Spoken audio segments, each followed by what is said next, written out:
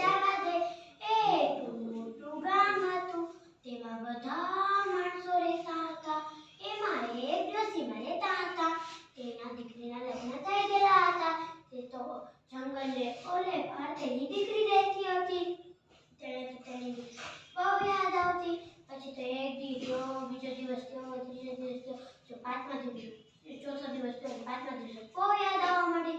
તેણે તો તેની દીકરી ઘરે જવાનું નક્કી કર્યું. પછી તો તેણે થોડા કપડાં અને થોડા છોકરા માટે ખાવાનું લઈને ચાલવા માંડ્યા.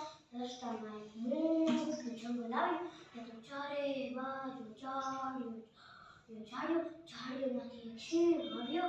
સિંહ કહે, એ ડોશી, હું તને ખાઉં?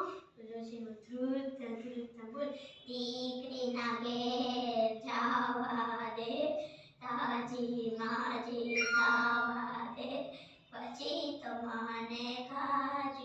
સિંહ તો કીધું, પાછા આ જ રસ્તે નીકળશે. પછી તો થોડાક આગળ ચાલ્યા ને તે તો પછી વરુ આવ્યો. વરુએ કહે, એ ડોશી, હું તને ખાઉં? ડોશી ધ્રુજતા બોલ, દીકરીના ઘેર જવા દે, તાજી માજી ખાવા દે, પછી તો મને ખાજે. પછી તો જંગલ પૂરું થયું. એની દીકરી ઘર આવી ગયું. 4-5 દી રોકાણા. પછી તો તેને ઘરે આવવાનો સમય થયો. તે તો બહુ ઉદાસ થયા. તેની દીકરી પૂછે, માં તું કેમ ટેન્શન લે છે? તેની માં કોઈ નોકરી જાય તો મને તો સિંહ અને વરુ ખાઈ જશે. પછી તો તેની દીકરી જલ્દીથી ઢોલો બનાવી એની અંદર બેસાડી અને ધક્કો માર્યો ને તે ઢોલો ગદડ ગયું. પછી તો જંગલ આવ્યું. જંગલમાં પછી વરુ કહે, એ ઢોલક, તે ક્યાંય ડોશીને જોઈ?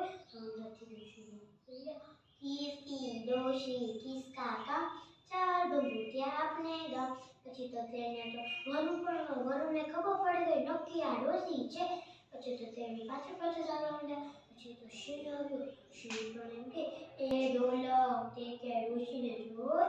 તો ડોશી મંદિરથી બોલે, કિસકી ડોશી કિસકા કામ, ચાલ બબૂટિયા આપને ગામ. પછી તો સિંહને પણ ખબર પડી ગઈ, નક્કી આ ડોશી છે.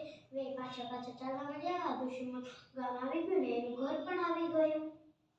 પછી તો તેનો સમય થયો.